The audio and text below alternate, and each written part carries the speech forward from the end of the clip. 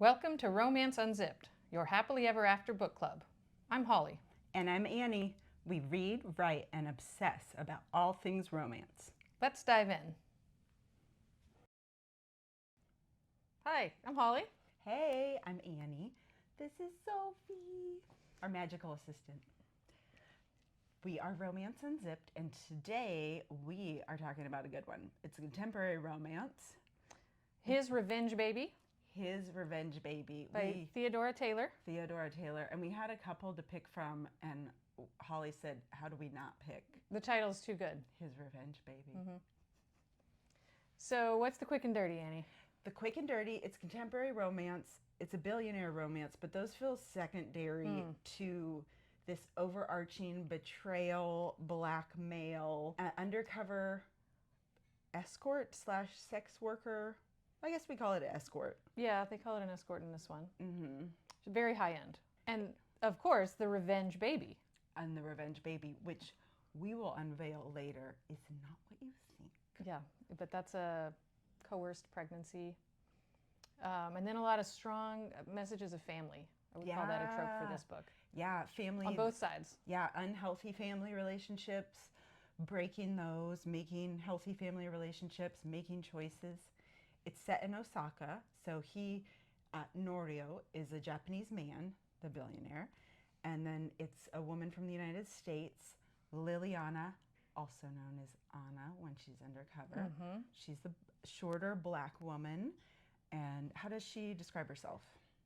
She says she's got a riot of black curls Ooh. for her hair, which sounded fun to me.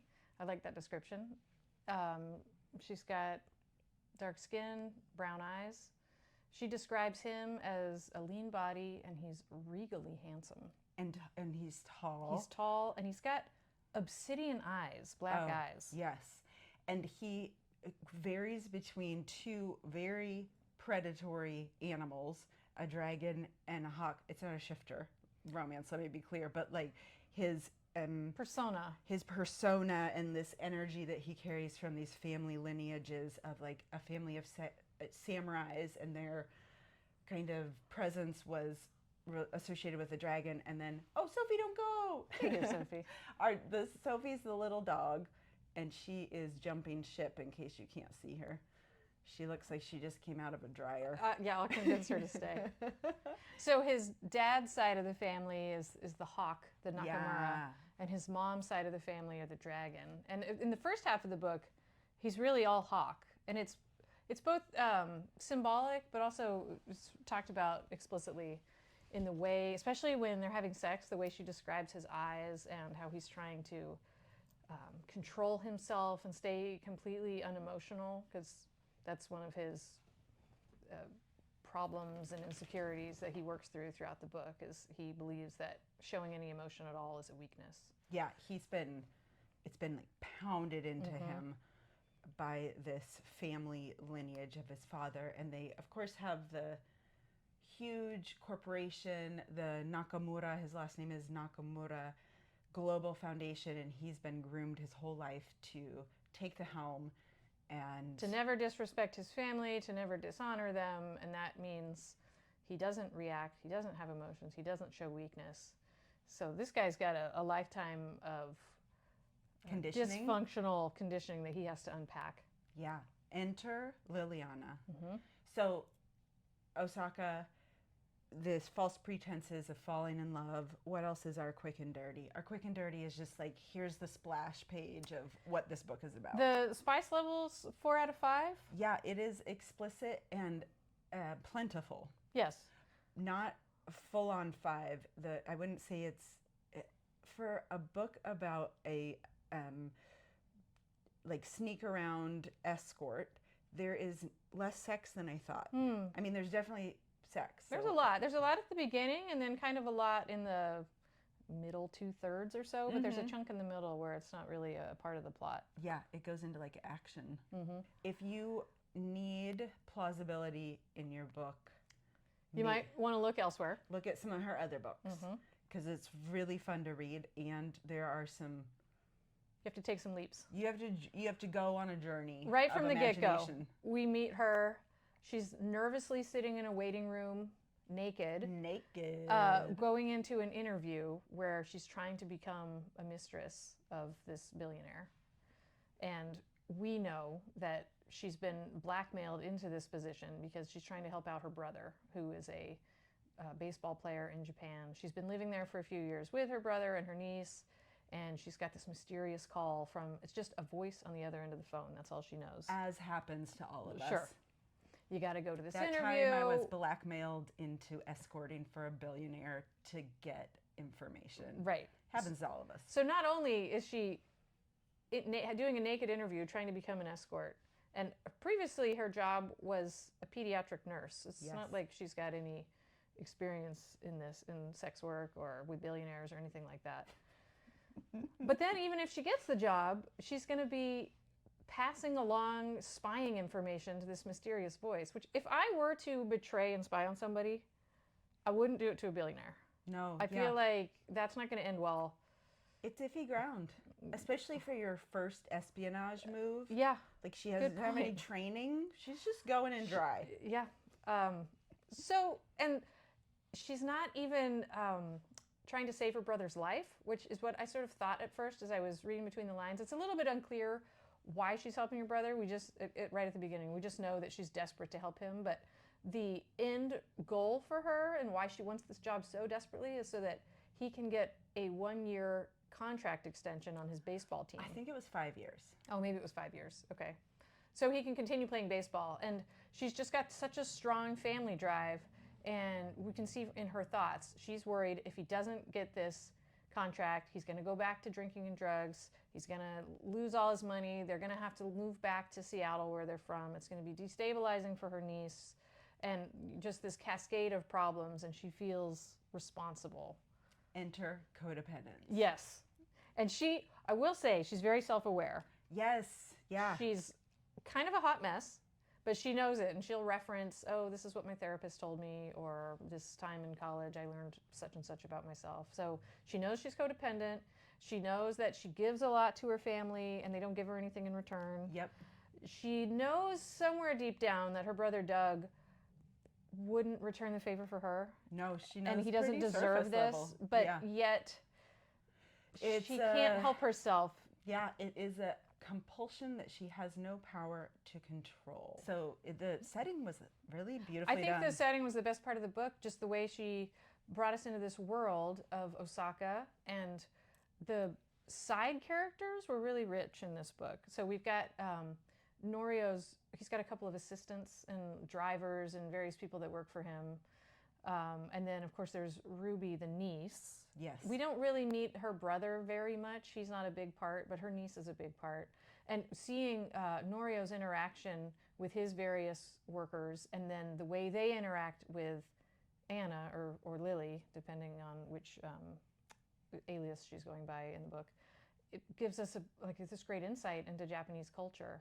And I appreciated that. Yeah, and I was reading that the author had lived some time in Japan. So this was also that makes sense. Part of her, I think, written from her experience and her viewpoint. It's almost like a love letter to Japanese culture a little bit. Yeah. He was clear with her that he didn't want her calling him any kind of nickname unless they were in private. You know, he's Mr. Nakamura to her. Mm-hmm. They enter and leave through different doors if they're in cars or if they're going places or if they have dinner. If they do any kind of interacting, it's at her penthouse that he has rented her for the duration. She is a service worker. Right. And he wants her always on call, but he just goes to her fancy penthouse. I think she called it the Love Flat. Yeah, that's her the Love Apartment, something. It's because it's just where his mistresses live, and he doesn't want the public to see his private life. He's just so buttoned up and like devoid of all outward emotions. Well, and until he meets Liliana, which of course the exception, he hasn't had any emotion toward these women. So he has the 6-month contract. It's very cut and dried because he doesn't want them getting overly attached, nor does he have any interest in being attached. So to him, it's a business transaction, and he expects it to be the same with her. But she's different. Yep, and he interprets his attraction and his growing love and all those things, it always in his mind is weakness. Why am I so weak with her? Yeah. Why do I feel weak when she enters? As opposed to just acknowledging like, oh, I have emotions when I see this woman. Right. Emotions are bad to him. And he says, like, I do what I find myself doing so often when she's around. I stay motionless and I don't react at all. That's what I do when I'm confused. And he's like got this practiced face of giving no indication of what he's thinking. He's just a blank slate. And she, of course, interprets this as this like hawk, coldness, separation. Hunting his prey. Yeah, very calculating. One thing that I really liked that Theodora Taylor does is she uses the other characters to show the reader, me, who her main characters are. So a perfect example is Norio went to the United States to go to college because he's in robotics, and there he made one friend whose nickname is Go, and everyone called them No and Go. And in this one paragraph of where he's reflecting on Go, we get this whole snapshot that's so detailed of who Norio is, what his purpose in life is, how he's been conditioned, and how he thinks he has to act, because essentially he thinks that he has to be a certain way to be loved. Like, that's the baseline. He's always like... That's what he's been groomed for his whole life. Right. That is his purpose in life. That is his purpose, but like under it, right? Like the underlying theme is like, to be accepted, I have to be this. And she kind of has the same thing, but the inverse, right? Yeah, she does. I have no value, so I have to create value by doing things for people. So they're kind of And in Norio's case, he's got an older brother from the same dad who's been completely disowned through no fault of his own, but because his mom is from the dad's first wife, who was a Chinese woman who his family didn't approve of, and because his son wasn't like carrying on in the ultra traditional samurai tradition of having lineage. Yes, right. He doesn't have lineage on both sides. So the patriarch just decides, all right, well, I'm going to divorce this woman, marry one that my dad approves of, and disown my oldest son. So Norio has a pretty good reason to think if he doesn't fall in line and live up to his family's expectations, and they're very strict expectations, that not only will I dishonor my family, which is the worst thing I can do, but I will get disowned. Yeah, they won't like me. Right. So it's not a far-fetched insecurity on his part. It's kind of this terrible reality that he's living in. But he just thinks of it as his duty. It's almost like a source of pride. It's honor. Right, honor, it's his and honor. like his fate. It is just who he is. So he has this memory because when he first starts meeting with Liliana, I'm just going to go back and forth between Liliana and Anna. As they did in the book. Anna is her stage name, aka her name is the escort. But she is having him question who he thinks he is, not on purpose, but she's just asking him questions which are kind of reasonable, but also she knows that someone's out to get him. So she's kind of like falling in love with him, obvi, but she's curious too. She's curious. She has this like fresh, snappy American perspective on things of like, why does it have to be this way? She's not a career escort, so she doesn't understand that she's supposed to be detached and she's supposed to only see him in obsequious and demure, and so she's kind of crossing boundaries in ways that make him uncomfortable, but also make him start questioning things, which again leads him to feel that he's being weak. But you can tell that the wheels are turning in there. Yeah, she's the exception. So this part with No and Go, which I think is a great description of how Theodora Taylor kind of is able to convey in a short amount of information a really broad stroke, is he's reflecting on his time with his one friend that he's ever had, Go, who he can't be friends with anymore because Go is also robotics and refused to sell his company to the Nakamura Corporation, and so now he's the enemy. And so to protect him,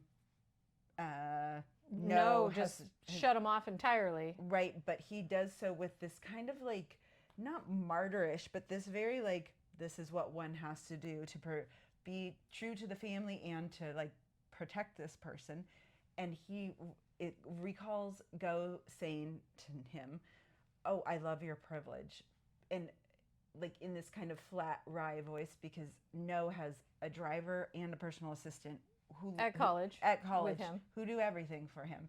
And so him kind of fondly, half joking, remembering this, and then in the next sentence thinking, oh, shucks, we can't be friends anymore because I have to be true to my family and he's a competitor. But sometimes I miss him, but it's fine. I'm fine. I'm a hawk. Mm-hmm. That's a advantage of this third person dual point of view. I feel like most of the dual point of view books we read are first person. That seems pretty common. But third person, she gives just a little bit of like the omniscient narrator thing going on. Yeah. Certainly at times you are seeing into the head of the character whose point of view. You can tell what Norio's thinking or when Liliana is feeling insecure, things like that. But sometimes you also get a more omniscient perspective where you're learning about maybe the past or what one of the side characters are, how they're reacting to the main, and that's kind of nice. I don't read as many third person like that. I really like her writing. She's a good writer. She does have a good writing style. Good pacing was good. Yeah, and just like the words she uses, and I feel like I'm kind of in on something, and I don't know, she's funny or she's clever, but the way that she writes doesn't make me feel like I'm reading a story. I kind of felt like I was in these more scenes. That you're immersed. Mm-hmm. There were a couple things that took me out of it, like especially in the beginning when before they've had the sex. They both think of how like their sex organs pulse when they think of the other person. I'm like, God, it's very vibratory. It's so funny how certain words absolutely pull some people out of the story. Yeah. I mean, it's especially when we're talking about in sex scenes, whether it's the names of body parts or the way you're describing an action. And the same words might be super appealing to some and just completely off-putting to others. And it's hard. So we're writing this book, and as we're writing a book. As we're getting into talking about the sex scenes and how we're going to write them, we've had to just write a list. Like, okay, what's every single word you could use to describe a dick, and which ones are I'm just not gonna do that. Yeah. Anything food related, just cross it off the list. And generally, we're feeling pretty similar in our list. Having which is a good. buffet, no, thank you. Not to say people can't do it artfully. Because it's such a personal preference. Yeah. And I guess you just have to. My thing, I don't like it when genitalia is called sex, like as a noun instead of a verb. Like her sex. Right. Pulse. And that comes up a lot. I feel like that's pretty common. That was in this book. Tessa Bailey does that. There are certain authors that, and I don't really fault them for it because it's just another word to use, but it's not my cup of tea. Right. Like some people don't like wearing turtlenecks. Sure. And some just like that. Some people like to wear dickies. You never know, and I try not to judge. What was the title? We're writing a romance book, and we're in our second draft, and it's really fun, and that's why we started making this podcast, is because we're consuming such an ungodly amount of romance novels. It's got to come out somewhere. There has to be an outlet. If not here, I pity like the checkout worker at the grocery store. It's not fair to our community. I think they're like, "How are you today?" Well, let me just tell you about this author that said my sex was wet. Ma'am, this is a Wendy's. Yeah. So we have all these titles that we're coming up with of like, oh, what about our next book? It could be this or that. But I think one of them, it was Where's My Dickie? And it was about a seamstress. I think it was going to be like a fashion designer. She wanted to launch a line of Dickies or something. And then we were laughing about Dickies because they are funny. And if you don't know what they are, it's like literally a mock turtleneck. It's just a turtleneck from here up. That's it. Yeah, so it like covers... It goes to like below the collarbones and over the shoulders and the neck. I feel like this explanation is necessary. It's meant to be worn with a shirt over top of it. It's not a standalone garment. But basically, you can turn anything into a turtleneck if you have a dickie underneath. It's kind of like the late 70s, early 80s, like goober dude, and he has the dickie on, and then like the tweed blazer and... So you're painting a picture. It's a So Anyways, that's a side note. We keep a running list of but hilarious titles. None of that actually has to do with this book. No, so this is very much a tangent. you're in the clear if that wasn't really your speed. If you hate Dickies and turtlenecks. So, yeah, that is all an aside. Speaking of Dickies. I don't think you can call it a Dickie. It's like a full, he's got a big dick in this book. He does. He's well endowed. I mean, isn't that... They all do. We were talking about this with one of our episodes, and we talked about Failure to Match, which is also a billionaire romance that's set in Toronto, Canada, and he, of course, is super well endowed. And we're like, is it just, like, is there a requirement in the billionaire subgenre trope to have a big package? I haven't seen one that doesn't. I haven't seen a billionaire with just an average dick, but I don't know. I'm not. It could be. I'm not an expert. Holly found the best Reddit thread, and there was some book, we won't say the author, and they had used this outlandish soda can to describe the girth of this man's penis. It was 3 Coke cans. 3 Coke cans. Just stacked up. And so then this thread had hundreds of comments of people lovingly laughing about the most ridiculous ways to describe. And also some of them were like, oh, this one gave me a big ick. And it was hilarious. So it's kind of it feels like happily ever after, and there's usually also a big package if it's male female. Who knows? Male is probably the same. There's not always, or maybe one person is. Okay. And I've also noticed that there's a bit more representation in the of especially more books that have been published in more recent time, where it's kind of not everything is size king. Okay. Which is interesting. And then, of course, you have all the other shades of romance novels, and sometimes people do not have a wiener, as we call it in the medical industry. No, that's the technical term. So, before, I guess it was me that interrupted you. No. I was going to say before you were interrupted, but that seems a little passive, given that I'm the only other one here. Speaking of Dickies, so they had quite a few sex scenes in this first and they're hot. part, they're varied, first setting, but not.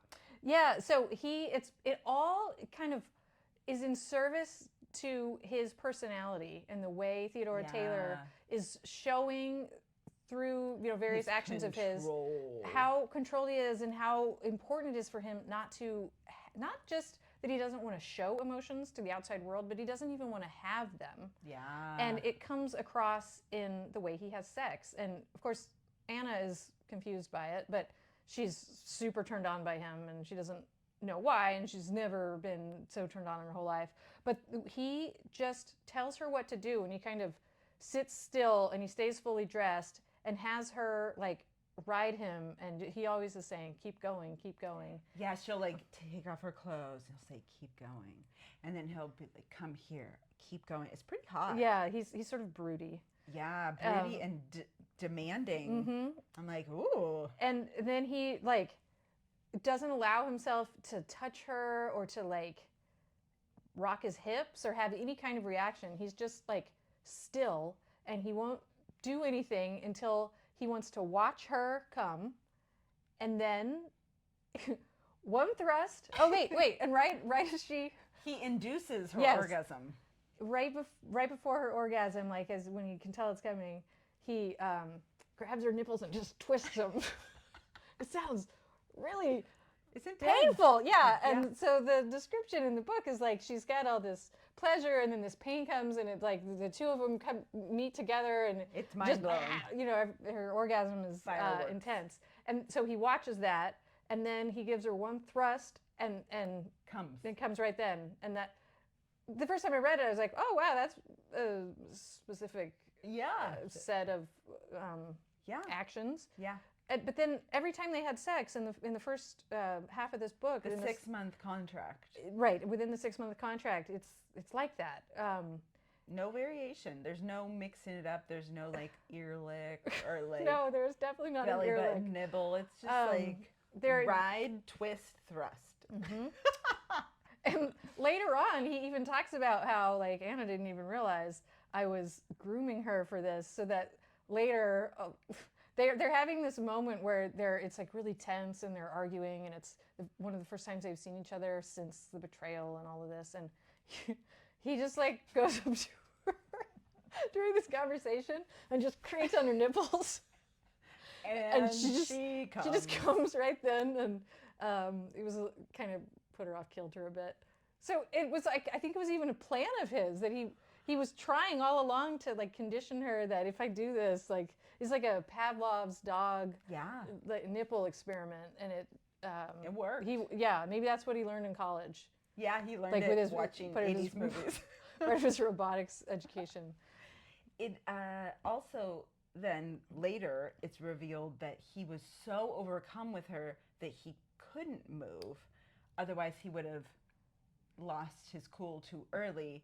And so he couldn't let her know that she had that kind of power over him. Right. So then we get that element later. But in my notes, I was like, hopefully there's like a point where he like loses his mind and starts going nuts on her. Yeah, I'd like to see when either character, but actually I think it's even better when the man character just loses all control. Yeah. You know, it just makes it more entertaining. And he was not giving that to us for the first half of the book.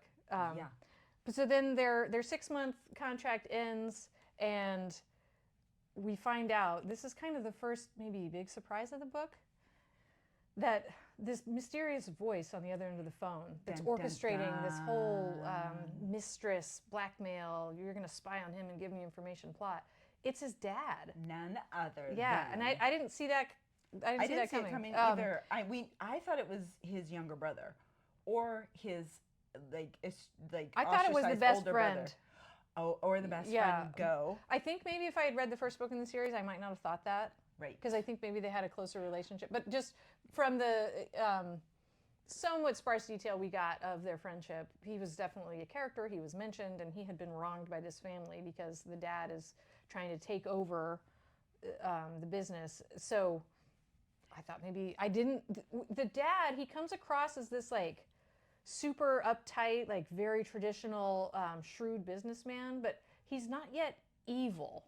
No, he's just we still think of him, he's just like how No thinks of him, which is this, like, does dick stuff, but he's he thinks he's operating on this honor-bound system, which we all know as readers is just someone who's really mean and unkind, and like pretty abusive to his family members.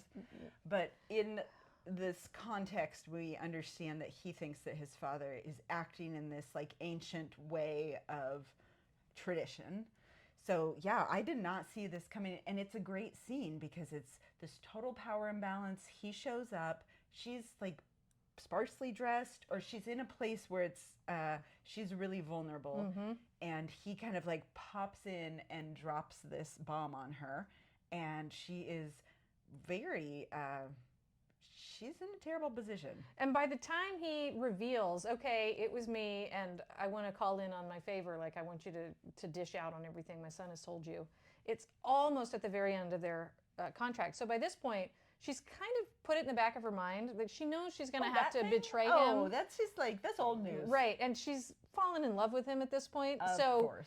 It's like, oh, but I didn't want to. I mean, you can tell she's so conflicted because she still has the goal, the reason she did all this in the first place is because she's trying to help her brother and niece.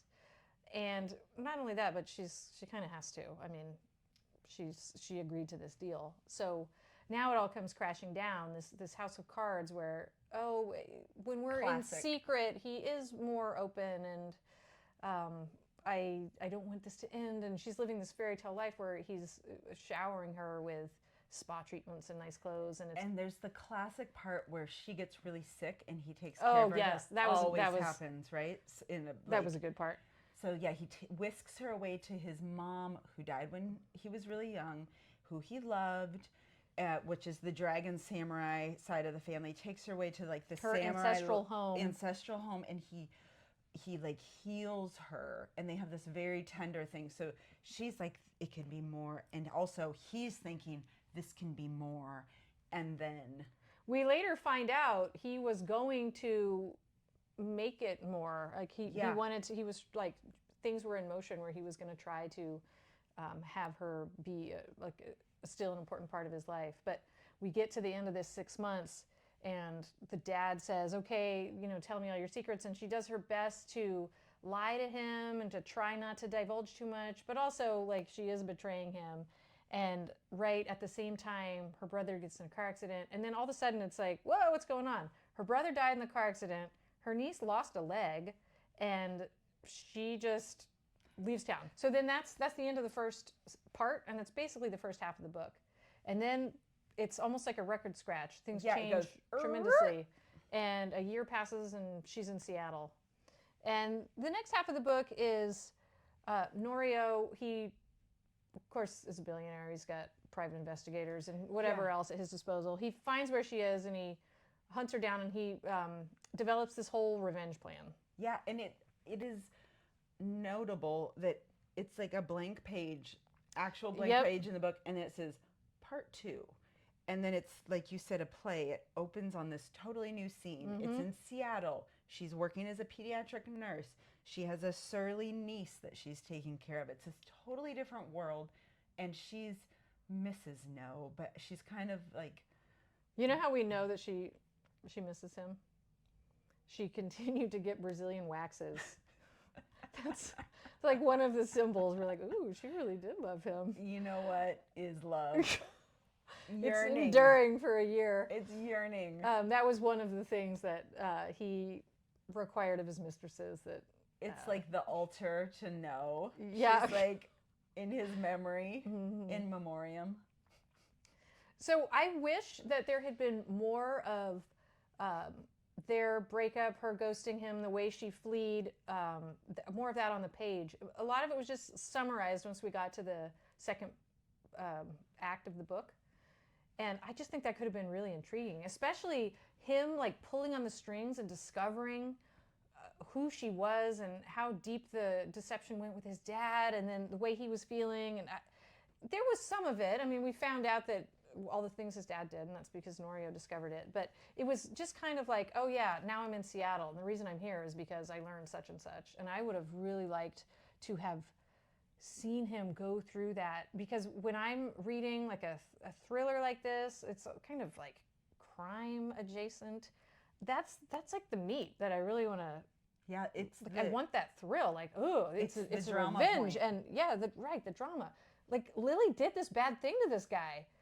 What is he going to do to her? But it was mostly off the page. So that was. I didn't like that part as much. I just wish there had been more to the book. Yeah. In that you wanted to see the like madness play out. Right. So, but what we learn is he's got this whole plan of revenge, and this is something I didn't expect. It is a plot twist. I don't know what I was thinking. I was thinking maybe he'd like kidnap her baby. I definitely thought she was already pregnant from Act 1. The title being his revenge baby. Right. So I thought that she was like doing the secret baby, and he was going to show up and da da da da. But no. It's his idea to get revenge on his dad. Yeah. So he wants to get Lily pregnant, and then it's like a big FU to his dad, because now the heir that will inherit the company, the Nakamura name, wealth, corporation. It's from a woman that his dad didn't pick, not from a wealthy, perfect family, not from a samurai lineage. And so he can stick it to him. The woman that his dad hired to spy exactly. on him. So it's just like it's twist the knife. And not only that, but the reason he moved to Seattle, before he even knew that she had moved there, he moved to Portland, I think, because the baseball team in Seattle was his dad's like... The Fishers, not the Mariners. Yeah, they're fictional teams. But that's the team that his dad grew up loving, and that's why his dad, as a billionaire, just decided to buy a baseball team. Right. So Norio just went to America and bought this baseball team. So his dad, like, he knew. It was like, oh, okay, this is quite an FU moment if you did this terrible thing to your son, and then he just goes and buys your favorite childhood memory. I mean, the burn. He should change the name. Oh, totally. So then I hate you, Dad. That's the name of the baseball yeah, I hate team. you, dads. It'd fit well on a hat.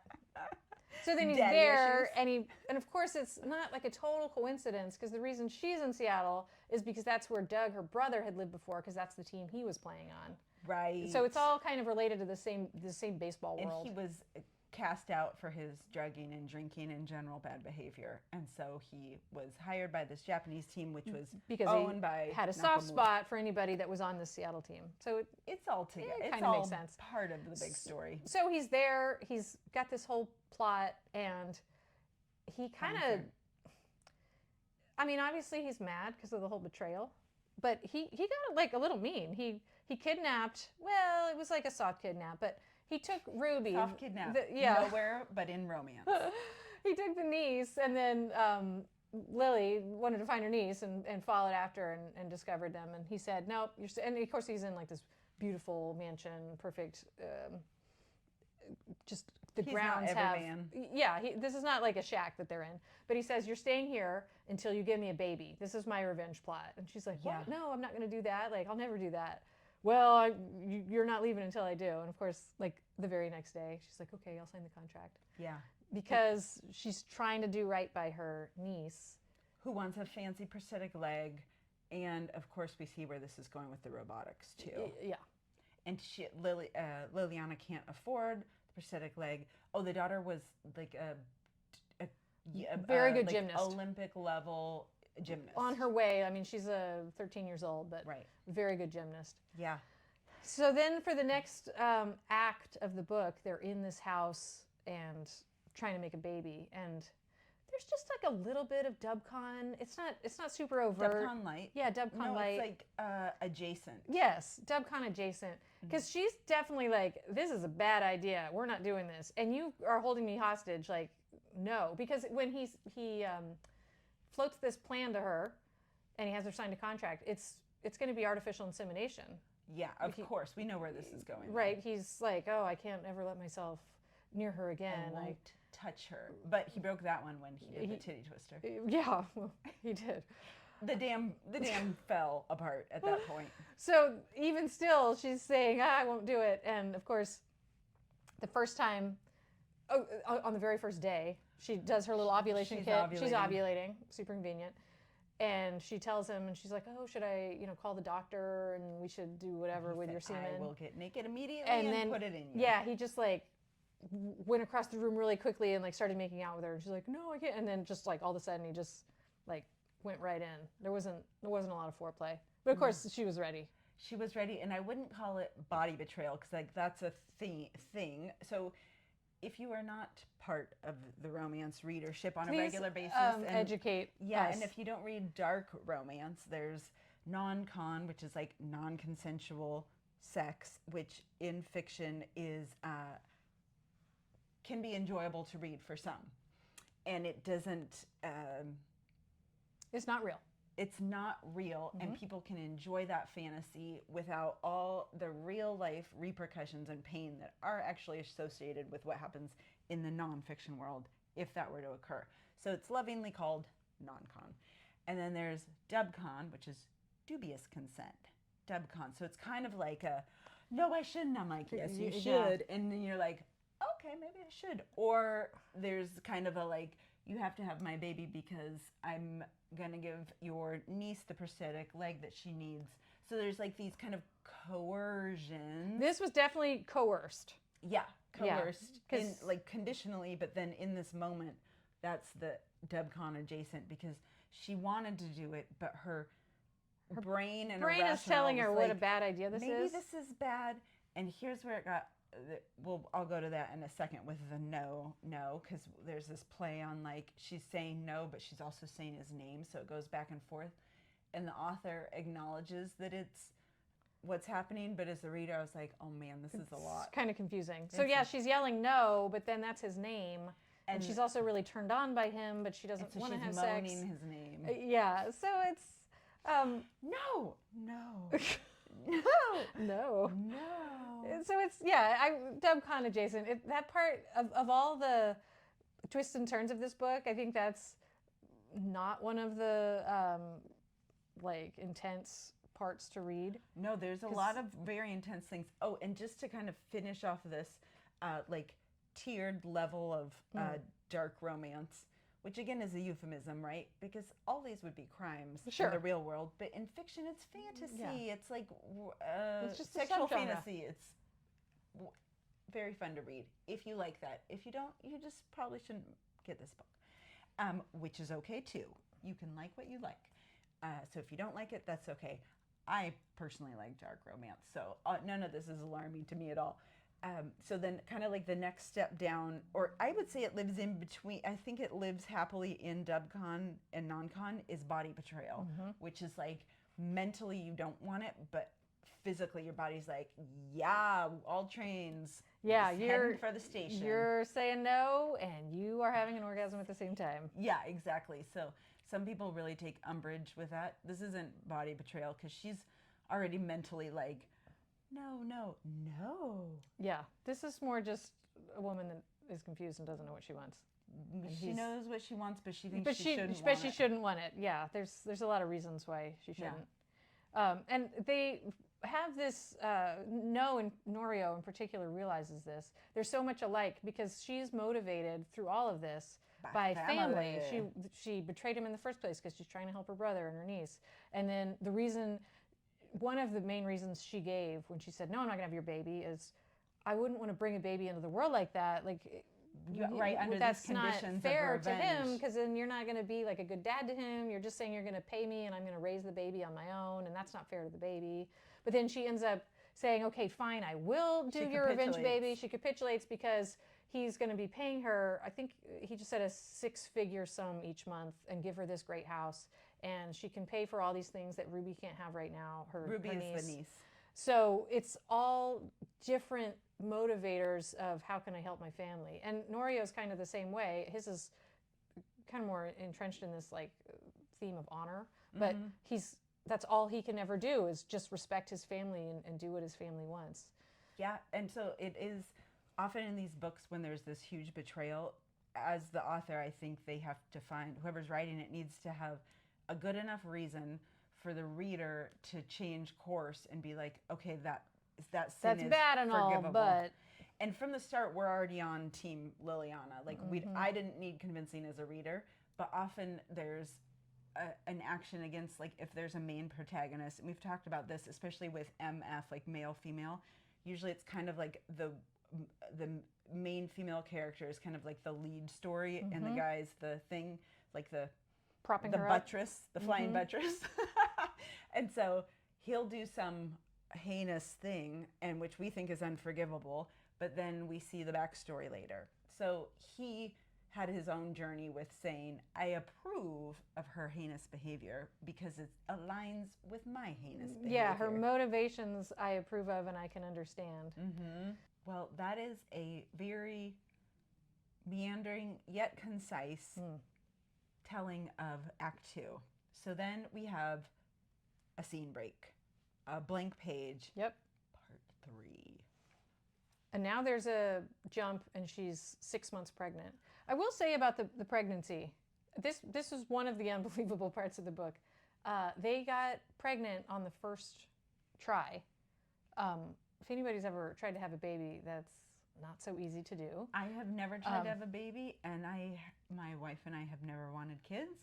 So I don't actually know the ins and outs of this. It's not like, because I know quite a few people who have a baby and they didn't want to. Yeah, I mean, isn't that like the great irony of this all? There's so many people out there that didn't want a baby and they got it, but a lot of times people that are trying to have a baby, I think it's about 10% of, like if you ovulate and you have sex at the right time, 10% of the months will result in a baby. I think that's the average. Interesting. So in her case, the first day she checked, she was ovulating. Now, granted, they did have sex a whole bunch of times. Oh yeah, so this was the part when earlier I had said, gosh, I hope there's kind of a change up in his like lay, twist, thrust play. And of course, this is where the beast comes out, and Yes. she's like, here comes the dragon. Right. So she's like, oh, before he was the hawk, but now he's the dragon. I can see. All passion and fire, and he is ready to impregnate her. Yeah, he's really kind of digging on this whole like, oh, my seed is in her womb, like just the power dynamics of it all. Yeah. And they were having sex a lot, and there was a couple very hot scenes, and then it kind of went to closed door, or like implied like, and then we boned all night. right. And it was, I'm tired the next day. yeah, like the trope of breeding, which is like they are either he or her or both of them. Sometimes it's both men. Everything, this concept of like impregnating someone, or like their seed or their like being in the other person and creating this life. Yeah, So, he was into that. So anyway, first month they got pregnant, and then it's the act 3. There's a time jump. Now there's a baby in the oven. I don't know, 6 or 7 months pregnant, something like that. They're having this awkward, somewhat dysfunctional, but like it's working for them family life where Ruby, the 13-year-old niece, is really getting along with Norio because he's the like disciplined like father figure she needed, because she was this really crappy. I mean, she did go through a tremendous amount of trauma. Touche. So her character, I think, actually had the most satisfying growth, even more so than the main characters. Yeah, she had a huge She arc. really had an arc, and Norio was the key to it all, because he said to her, like, hey, don't... At the time when he said this, he still hated Liliana. Well, he was in love with her, but he also hated her. He loved her. But he was still really mad at her about the betrayal. And he said to her, like, don't disrespect her like that. No, of course I'm not going to buy you a leg. Like, you didn't earn it. You don't deserve it. And so he makes this deal with her. Okay, I'll buy you a leg, like a fancy prosthetic leg that you want. And gymnast coaching and all lessons, things. gymnastics, everything you want. But in exchange, you have to become the house samurai. And so he has lessons with her at like 4:30 every morning. And that is a really fun relationship because... It is. I found that the most satisfying, honestly. Yeah, he is teaching her about her Japanese heritage, because her mom died and her dad was like just a loser that didn't really do anything ever to help her. So she totally lost sight of that whole side of her culture, and he's teaching her, like, no, you need to bow when an adult enters the room. Like, what are the traditions that you remember with your mom? Oh, these are the traditions I did as a kid. And he's making her follow these rules, and it's like super rigid, but she craves it and she likes it so much, and she's excelling at it. And getting a sense of integrity and a sense of identity and belonging, and also accountability of like, I can't just be this like wild child. And she's like, and she's earning this thing that she wants. Yeah. And it felt to me the whole time I was reading it, oh, this is so cute. Like, he's got this great idea to like make this little girl think that she's a samurai just so she can feel special. But turns out, it turns out at the end, like, he was training her with swords. He legit wants her to assassinate and someone. He had said, like, oh, well, if you're the house samurai, like, you know that if anybody got attacked here, you would have to like fight them to the death. And then, I mean, spoiler alert, but towards the end, the dad, Nakamura, like, comes back, and he goes to the house when Norio's out of town and he has to fly to Japan, and tries to, I guess, kidnap or probably kill Lily. And Ruby, the 13-year-old, like, locks her in the panic room that Lily didn't even know existed. Samurais. Like, and as a verb, she samurais. Right, and she doesn't lock herself in the panic room. She runs into the like with dojo and grabs a samurai sword and like runs after these armed assassin people. Her training has been amazing in these past few months, because there's 6 armed men on the there's property. like grown men, and she's ready. I'd say the believable part is Lily sees this from like a closed CCTV. She like charges into the room or the place where they all are, and like with her sword raised, and before she can do anything, they just tase her. Yeah. So it's very anticlimactic for her. But then she gets taken to Osaka, and to the very symbolic place where Nakamura killed his wife, who Norio's mom. We thought. Right. This whole, like, now this new plot is unveiled to us. He's not the dad. It's the gardener. Right. So Norio's been spoken so fondly of his mom this whole time, and he's like traumatized because he watched her die via poison when he was 20 years old or something like that. And then come to find out, the dad is like, this like this evil. He reveals everything when Norio shows up because he's got Ruby now as his hostage, and he says, "Oh, I'm going to kill Ruby, and I'm going to do this and that. You were never the sons I wanted. Turns out your mom was having an affair with the gardener, and you're not even my sons, and I had to pretend you were to save face, and like blah blah blah. I'm going to kill you all. I hate you all." And it's a totally different book than Act 1.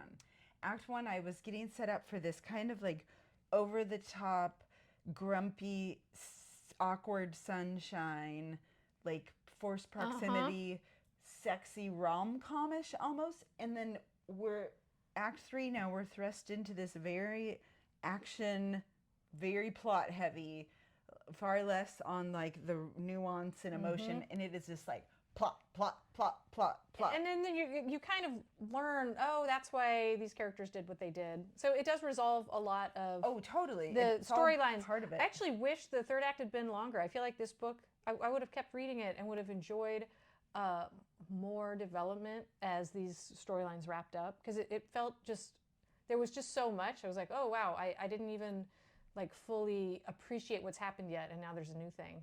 But as the patriarch is kind of explaining, oh, I'm gonna kill her and kill you, and you're all gonna die, and she's gonna drink the same poison tea that I poisoned your mom with, and right in that moment, he's like, Norio is staring at Ruby. He does He's trying to totally tell her. I think the lesson he had given her one time was like, use what you've got, or yeah, exactly. Like take any moment whatever of advantage you weakness. have.